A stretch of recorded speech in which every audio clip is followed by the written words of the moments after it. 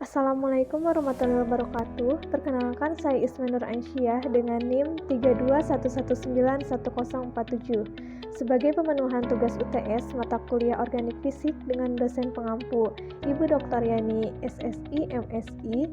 Saya akan menjelaskan materi mengenai pembentukan dan pemutusan ikatan kovalen pada senyawa hidrokarbon. Senyawa hidrokarbon sendiri merupakan senyawa yang hanya terdiri dari atom C atau karbon dan atom H atau hidrogen. Nah, atom karbon ini bergabung untuk membentuk suatu kerangka senyawa. Kemudian atom hidrogen menempel dalam berbagai konfigurasi yang berbeda. Dan pada senyawa hidrokarbon ini terjadi beberapa ikatan kovalen, baik kovalen tunggal, rangkap 2 maupun rangkap 3.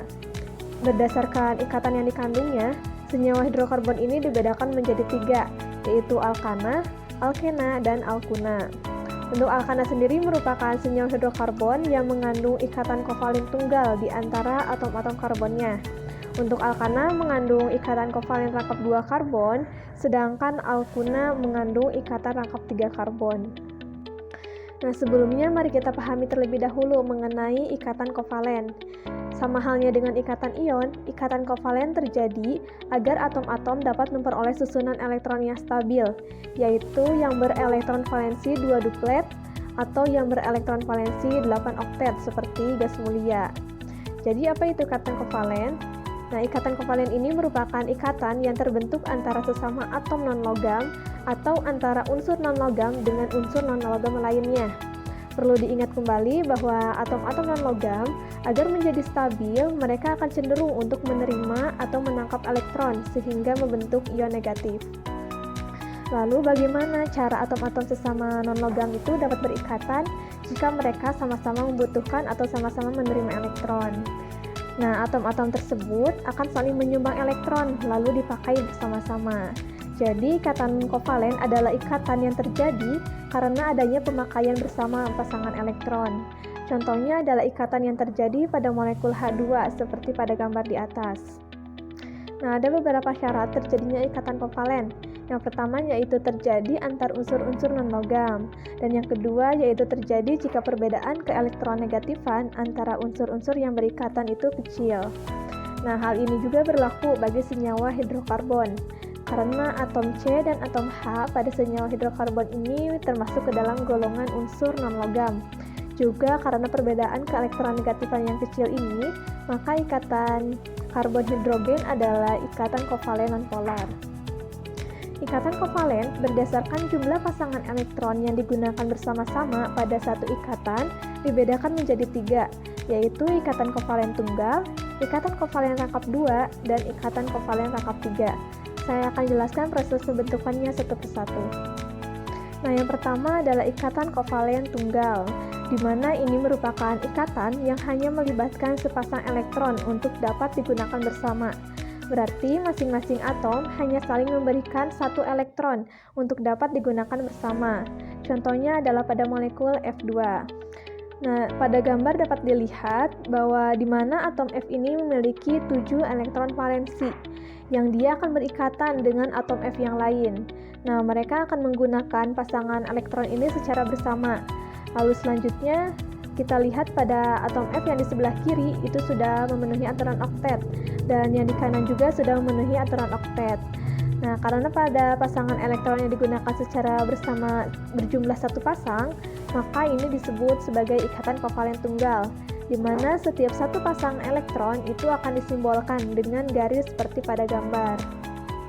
Nah, pada senyawa hidrokarbon yang memiliki ikatan kovalen tunggal ini adalah semua senyawa yang tergolong ke dalam senyawa alkana, di mana alkana ini merupakan jenis hidrokarbon alifatik yang semua ikatannya tunggal. Ikatan kovalen tunggal pada alkana ini membuat setiap atom karbonnya dapat terhubung dengan atom lainnya. Untuk contohnya dapat dilihat pada struktur senyawa metana, di mana semua ikatannya merupakan ikatan tunggal, yang 4 elektron atom karbonnya terhubung dengan atom hidrogen. Kemudian yang kedua ada ikatan kovalen rangkap 2, yaitu ikatan yang masing-masing atomnya memberikan sumbangan sebanyak 2 elektron valensi untuk membentuk 2 pasang elektron ikatan. Hal itulah yang membuatnya menjadi ikatan rangkap 2. Contohnya adalah terbentuknya ikatan pada molekul O2. Nah, dapat kita lihat pada gambar, satu atom O ini memiliki 6 elektron valensi dan dia berikatan dengan atom O yang lain. Nah, jadi di sini 2 elektron yang dimiliki oleh satu atom O dengan 2 elektron yang dimiliki oleh atom O yang lain akan digunakan secara bersama, sehingga masing-masing atom ini akan memenuhi kaidah oktet. Sehingga untuk atom O yang di sebelah kiri memiliki jumlah total 8 elektron dan O yang di sebelah kanan juga sudah 8, artinya memenuhi kaidah oktet. Karena jumlah pasangan elektron yang digunakan secara bersama berjumlah 2 atau bisa ditulis dengan tanda 2 garis 2, maka disebut sebagai ikatan kovalen rangkap 2.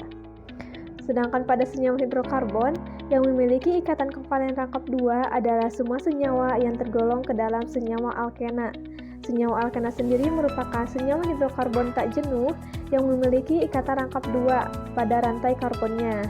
Untuk contohnya dapat dilihat pada struktur senyawa etena, di mana pada senyawa tersebut terdapat satu ikatan rangkap 2. Nah, ikatan rangkap 2 ini terbentuk dengan menyumbangkan masing-masing 2 elektron yang dimiliki atom C atau atom karbon untuk dapat digunakan bersama. Sementara 2 elektron lain pada atom karbon ini diberikan atau berikatan dengan atom hidrogen. Berikutnya adalah ikatan kovalen rangkap 3, merupakan ikatan yang terjadi antara 2 atom yang melibatkan 6 elektron ikatan dalam satu ikatan kovalen. Contohnya pada pembentukan molekul N2, di mana proses pembentukannya dapat dilihat pada gambar yang tertera. Nah, di sini pada atom N yang memiliki 5 elektron valensi, dia akan berikatan dengan atom N yang lain. Jadi, 3 elektron dari masing-masing atom N akan digunakan secara bersama untuk membentuk kaidah oktet.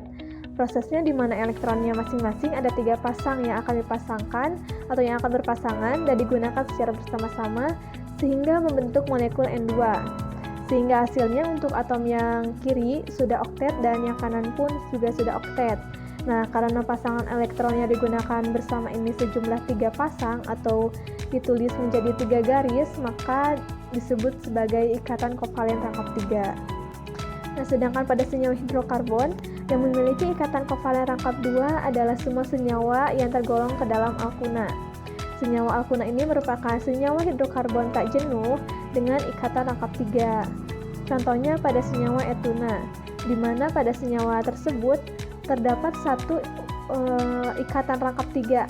Ikatan rangkap 3 ini terbentuk dengan menyumbangkan masing-masing 3 elektron yang dimiliki oleh atom C atau atom karbon untuk dapat digunakan bersama. Sementara satu elektron lain berikatan dengan elektron dari atom hidrogen. Nah, dalam reaksi organik biasanya disertai atau dikenal dengan pembentukan atau pemutusan suatu ikatan kovalen. Nah, konsep pemutusan ikatan biasanya dibedakan menjadi 2 jenis, yaitu pemecahan ikatan secara homolitik dan secara heterolitik, di mana masing-masing pemecahan tersebut mempunyai proses dan produk yang berbeda. Yang pertama yaitu pemutusan secara heterolitik, di mana ini merupakan suatu pemutusan yang menghasilkan ion-ion. Pemecahan atau pemutusan heterolitik ini yaitu pembelahan ikatan kovalen dengan salah satu pecahan mengambil kedua elektron atau sepasang elektron, sedangkan yang lainnya tidak mendapatkan elektron.